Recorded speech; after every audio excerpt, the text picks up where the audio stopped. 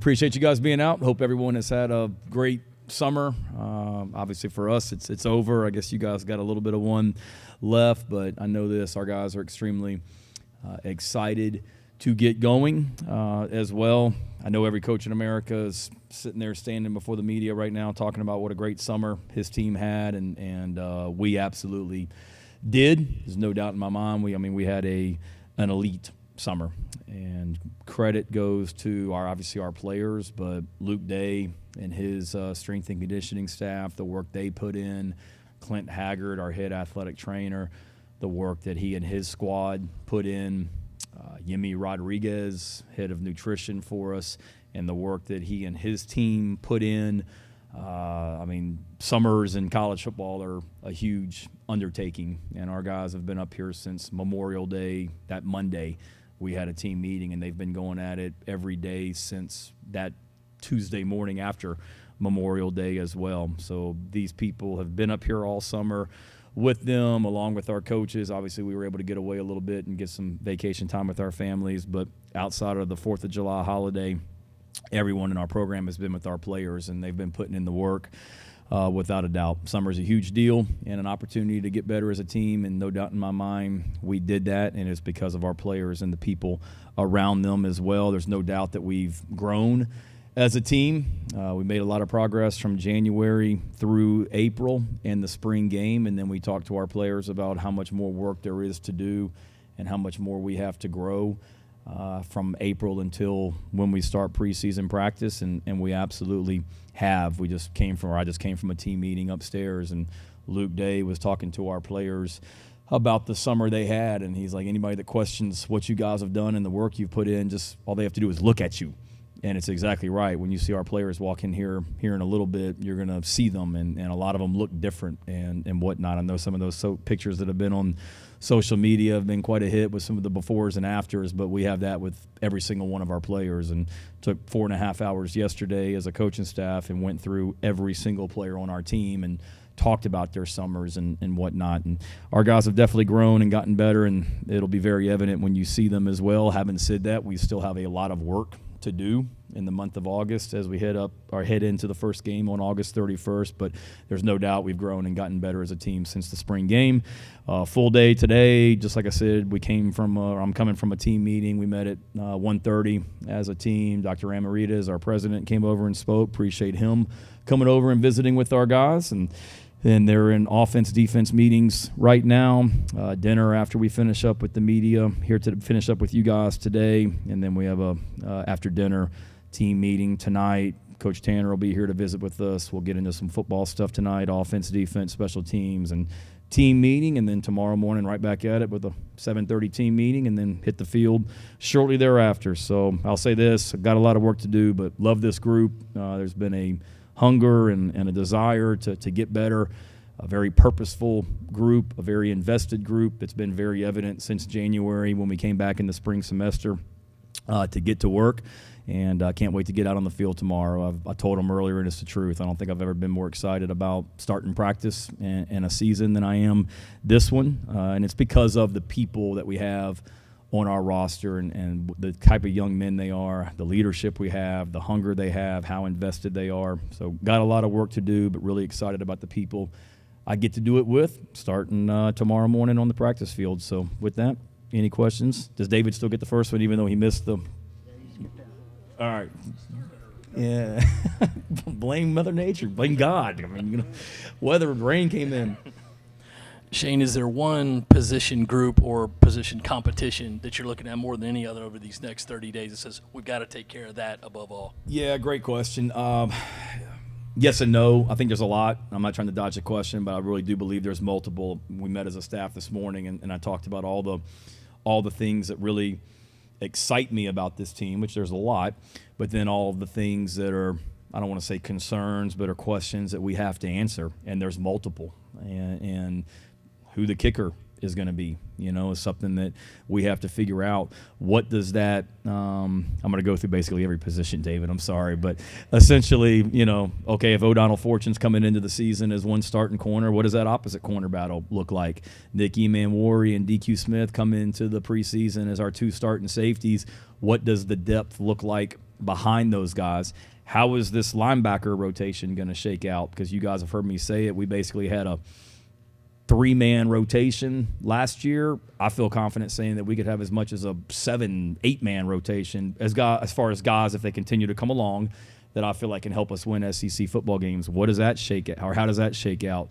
Same thing, we feel good about the D-line group, but what's the rotation there? Obviously, everybody wants to talk about the offensive line and the receiver position. So I would probably say that one to answer your question, just what it looks like. Not that we don't have capable people, because we do, but we've got more depth and athleticism and competition than last year on really every position, but particularly on the offensive line and at the receiver position. And it's the truth that if you ask me today, what will the starting 5 look like on the offensive line game 1, and who are your top 6 receivers game 1, it really truly is still to be determined.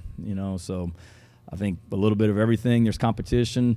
What does Lenoris and Robbie in that situation? How does that continue to come along? Davis Bevel, but probably most pertinent, most important right now would be, they're all important, but the most up in the air probably the receiver rotation and how that shakes out. You mentioned that the summer was elite this summer. Can you point to 2 or 3 kind of tangible things that took it from really, really, really good to elite?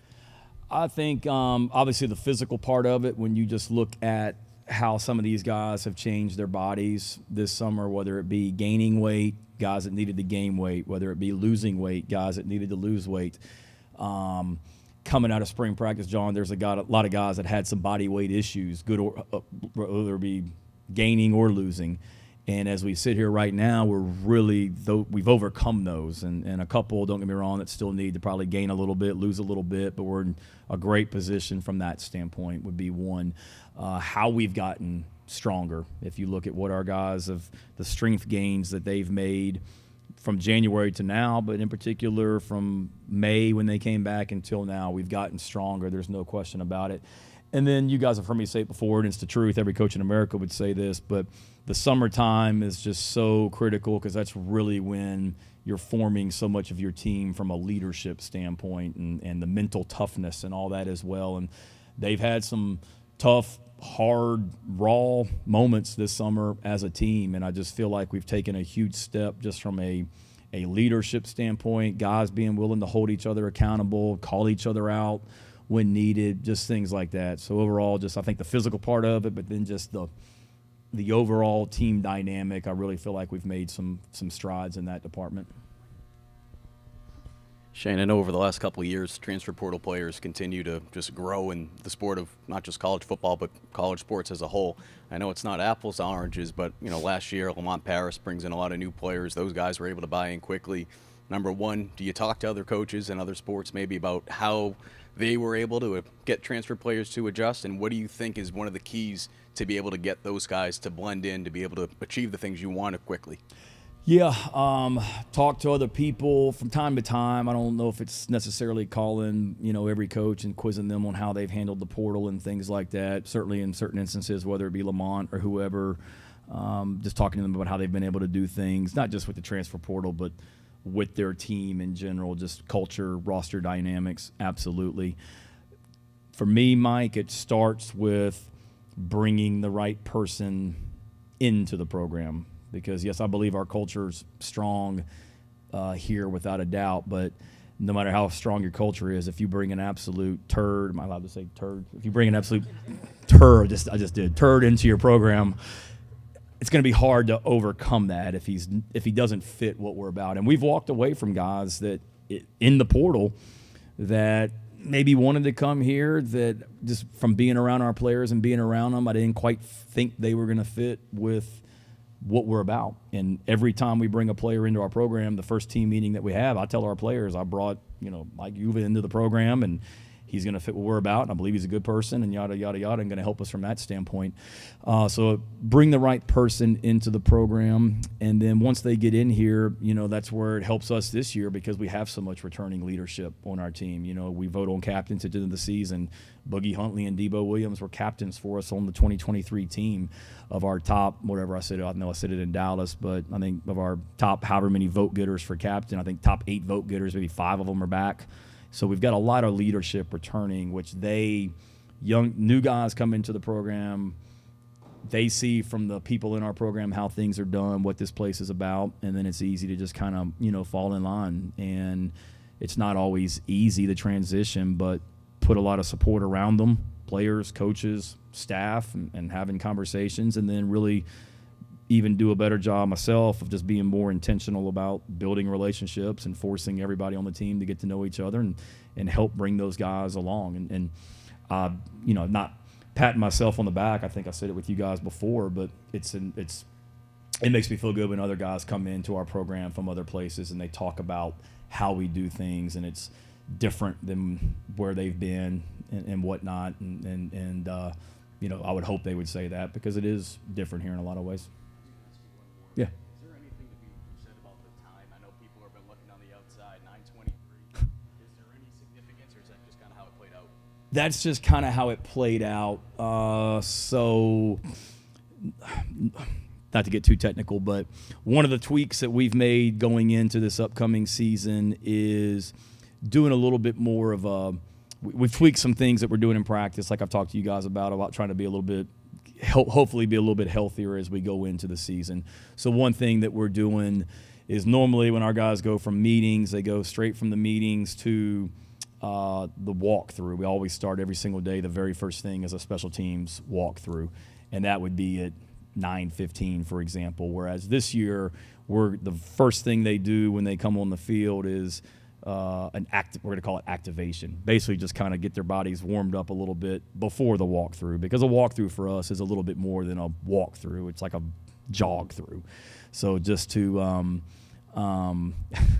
I'm probably taking up too much time here. Sorry, Steve. We had an incident this past spring where Joe D was doing something in the special teams walkthrough that required a little bit of jogging, and we had a specialist that slipped essentially coming on the field, potentially pulled something, kind of did pull something, and it was kind of eye-opening, like, oh my God, maybe we need to do a little bit more before the walkthrough just to kind of get their bodies going, because they've been sitting in meetings.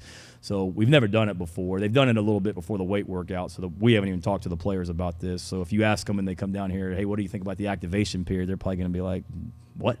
But that's all we're doing. So the 9:23 is the activate. 9:15 is when they got to be on the field tomorrow morning to kind of get the warm up. Then we go into the walkthrough after 8 minutes, which would be 9:23. So anything in our program, it's down to the minutes. This isn't like some new thing. If you look at a practice schedule, it drives my wife and kids crazy, because they're like, why can't you just say 9:20 and 9:25 and 9:30? Because I want that period to be 3 minutes or 6 minutes or 4 minutes and whatnot. So that's why. Is this okay, Steve? Yeah. Shane, you mentioned, you touched on Lenoris a little bit earlier. When you bring a guy like that in here, I mean, he could have probably won the starting job at a lot of different places across the country. He comes in here knowing, hey, my year's not going to be spent, a lot of it, on the field. Yeah. What does that say about the kind of person he is, the character he is, that kind of guy that you hope to have leading this team? Yeah, I think that's a great point, in that he could have won a state championship and had other schools obviously recruiting him. He wanted to stay at home and came here. But I don't want to speak for Lenoris, but I think it was very much got a chance to sit behind and learn from Spencer for a year. You guys have heard me say it a bunch. That I saw Spencer do that with Jalen Hurts at Oklahoma as well. So I think the opportunity, one, stay in state, come to the University of South Carolina. It's not about, I know everybody wants to play immediately and it's about instant gratification. I think he saw it as a year to redshirt and get stronger and learn the offense and put himself in position to have a great 2024. But not just Lenoris. I mean, I got all the respect in the world for Robbie Ashford. He's essentially did the same thing coming here to compete. as well. And that, Robbie, a lot of the quarterbacks, you guys know that we were active in the transfer portal market for quarterbacks. And there are some quarterbacks that went to other schools that wanted to come here, and rightfully so because of what we did with Spencer in the portal, or what Spencer did coming here out of the portal, wanted to come here, but they wanted to be promised the starting quarterback job. And right back there, that core value says compete. I'm a fraud if we don't truly compete. So I didn't promise the job to anybody, including Robbie Ashford or Davis Bevel, but both those guys came here for the opportunity to compete. And I think it says a lot about those guys as well, that they didn't want something handed to them. Lenoris knew he needed to come in here and work. Nothing's been handed to him, but I think it goes back to him, the kind of person he is, his mom and dad, and high school program he's coming from, and saw the benefits here at South Carolina so much better and more for him long term, and not just immediate. The last 2 years, you've had to have a true freshman play first quarter of game one because of injuries. When you're going through a camp, is there a sign or maybe a couple signs that a true freshman might be ready to go week one or out of the chute that you look for?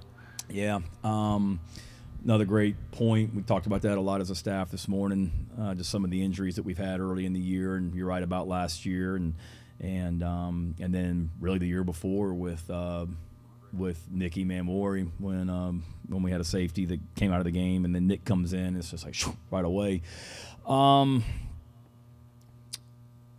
think just the moment's not too big for them.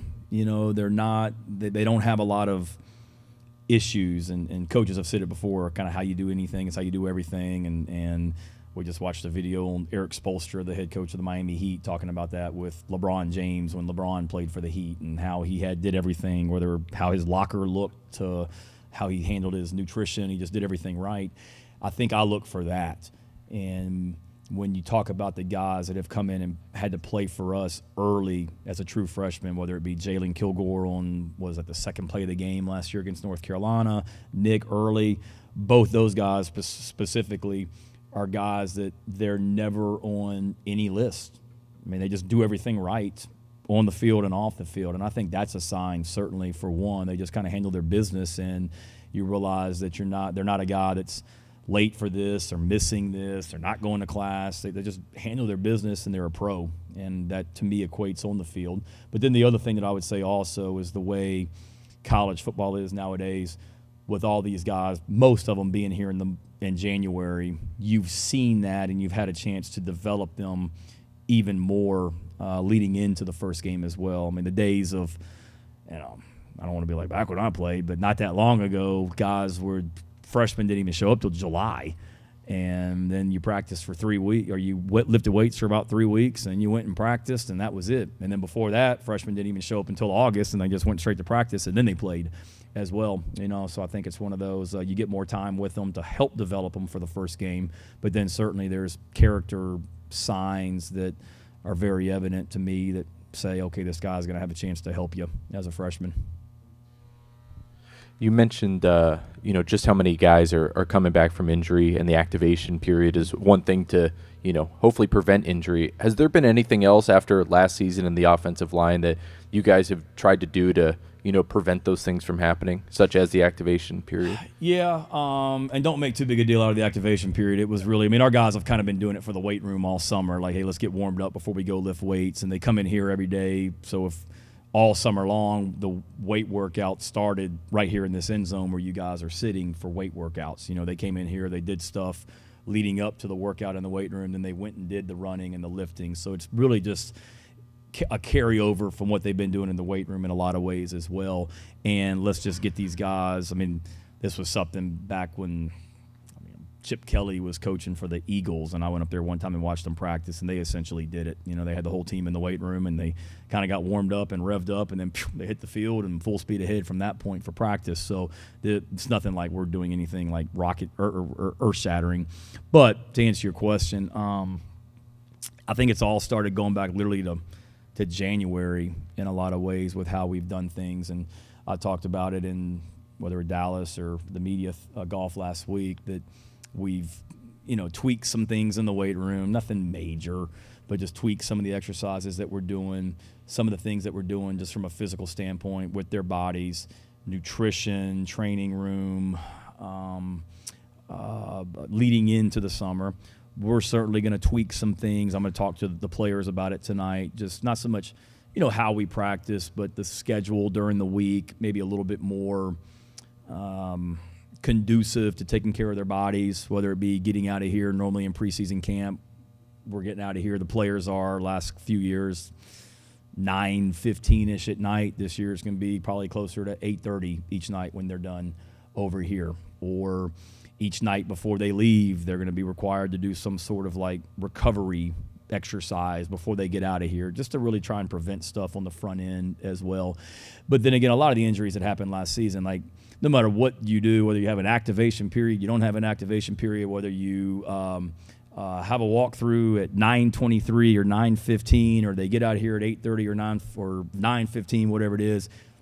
Case and Henry getting rolled up on in a game against North Carolina, I mean, you can't prevent that, but it's a lot of the soft tissue things that are preventable that you hope you do on the front that are hopefully preventable, whether it be somebody tearing his ACL covering a kickoff last year against North Carolina, or somebody trying to chase down a ball carrier on the sideline and pulling his hamstring, or somebody tearing his ACL jumping up to bat a pass the year before against Arkansas. Just trying to do as much looking at things and to prevent them.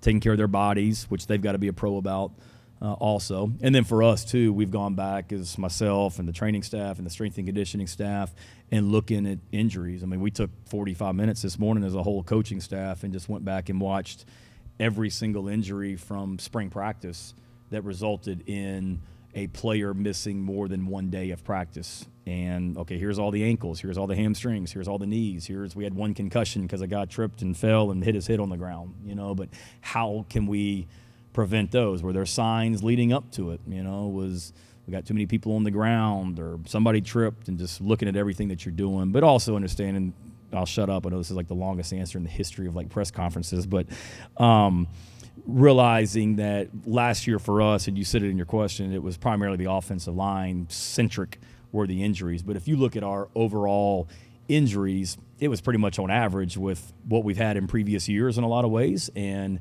it pretty much on average with the rest of the country in regards to the number of injuries that we had. For us, it just happened to be at one position where we lost, whatever it was, 6 to season-ending injuries and had 9 different starting lineup combinations in the first 9 games. So it was, yes, you have to look at the offensive line, and I think they've taken on a lot of that on their own.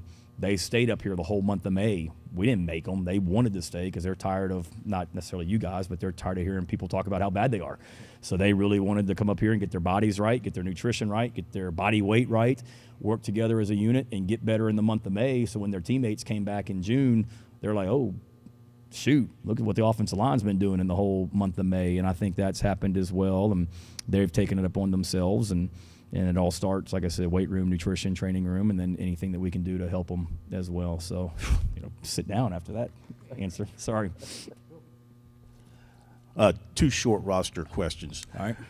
Can you update the status of Jerome Simmons and any other changes on the roster since last Thursday? Yeah, Jerome Simmons was a signee that we still hope will be a member of our football program going forward. He isn't right now and won't be this season, but optimistic that he will be in 2025. And nothing new that I'm aware of on our team. They're nobody that we've added since last week, and nobody that – unless somebody didn't like the team meeting I just had and they've walked out of here since I came down, nobody's left the program that I'm aware of.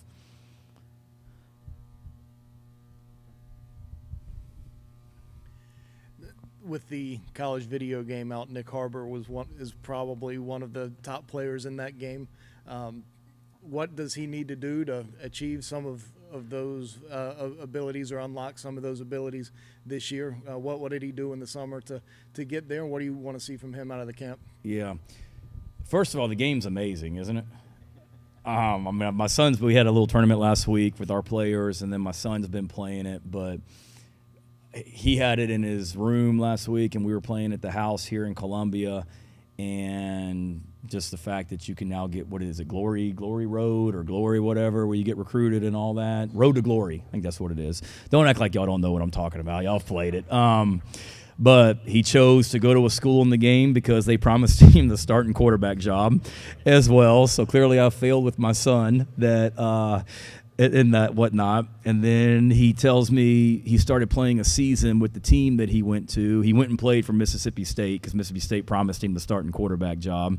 And then I saw him the next day, and I asked him how the season was going. And he told me that he was having academic issues, so he was suspended for a game as well. And I'm like, God almighty, like I got 120 in our program that I can't even get my own son straight with the video game as well. But then he also told me that he's now entered the transfer portal because some other school in this game is promising a different stuff as well. So I say that the game's unbelievable, almost too real in a lot of ways, clearly. And I wonder why I struggle with things as the head football coach, because that's what everybody's dealing with now in the game. Nick Harbor needs to continue to work like he's been working. I think the fact that he's putting forth the effort. Even when he was busy with track in the spring, he was at football meetings every morning when he was in town. He was on the practice field with us when it didn't interfere with track. Not practicing, but at least out here with us.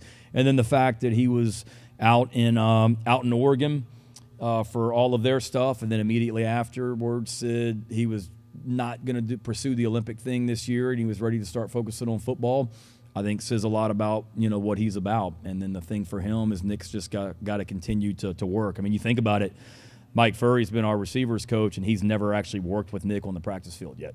So tomorrow will be the first time that Mike and Nick have ever worked together because Nick didn't really go through spring practice. Now, they've been meeting a lot and things like that and doing some summer workouts that we're allowed to do within the rules. But as far as actual practice, tomorrow will be Nick's first practice with Mike. And so we've got to get him better and a lot of our receivers better. But I think the thing for him, he's big and he can run really, really fast. But there's so much more to playing a receiver than just that, releases, catching the ball, understanding how to beat coverage and techniques and things like that. And he's worked at all that since he got here last year and has really worked hard this summer as well.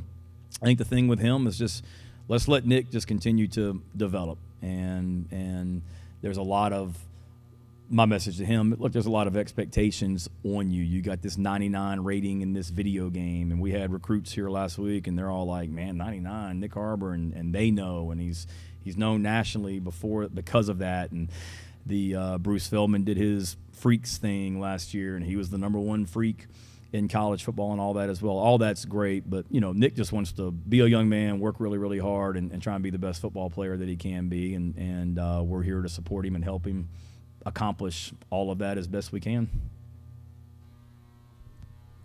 Shane, two quick things. Did you go back and look at your rating in the game at all, or you didn't delve into that at all? No, if that even exists, I'd be afraid to see that as well. But my son started asking me last night. Yesterday was his birthday, so we were sitting around and having a birthday party with him, and he asked me, about when I was in college, the NIL opportunities I had and how much I made and things like that. I'm like, zero. And he's like, zero? And I told him even if there was NIL, Dad wouldn't have been making anything from an NIL standpoint, I can assure you. Fun fact, my son's birthday was also yesterday. No kidding. Well, tell him happy birthday. I will. Yeah, Well, two great sons that were born on the 31st. That's right. You're going to have a few more coaches out there on the field, guys kind of putting their voices in. What does that do to your voice out on the field? Do you kind of let them call the shots and you give them the overall message and they filter it down? How's that going to work now that you're going to have more people out there? Yeah, I think it's great. I don't think it really changes anything for me. I'm going to continue to do what I do. Yes, there'll be more voices coaching, but, I believe in hiring. Don't get me wrong. Y'all have been out there enough. Y'all have seen me at practice. I'm engaged. I'm involved with everything, all three phases.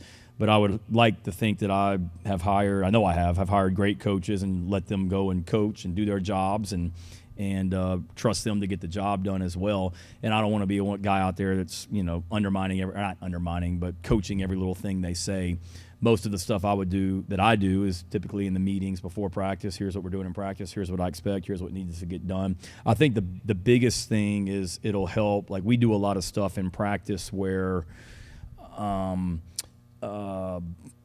we've got two different drills going on at the same time. So like tomorrow, for example, when we do a team period, we'll have half the offense and defense on this field over here to closest to the building, and then half the offense and defense on the other field, and it'll be 11 on 11 work, but everybody's getting reps. There's nobody standing around. Well, in the past, you had to be very strategic about how you broke up the staff because the analysts couldn't coach. So if the first team offense is on this field and the second team offense, we don't have a depth chart. They're all competing, but the guys that are with the first group that day and the guys that are with the second group that day, they're on 2 different fields. Well, Dow Loggins coaching the quarterbacks couldn't be in 2 different places, or Mike coaching the receivers couldn't be in 2 different places. So you really could only put the graduate assistant opposite them because they were the only ones allowed to coach. The analysts could be there, but they couldn't coach. Now you don't have to worry about that. So now if Mike Shula is working with the quarterbacks along with Dow can be on this field, Mike can go over there, and you're not worried about it, Or Trey Money, who's working with our linebackers with Clayton, Trey can be on one field, Clayton can be on the other, and they can both coach the linebackers and whatnot, whereas in the past you couldn't do that. So that's where it'll really help, and it's good for them. It's a good opportunity for them, and we got a lot of good young and veteran coaches on this staff, and it's great for our players and their development also as well. All right, Coach. Thank you. All right.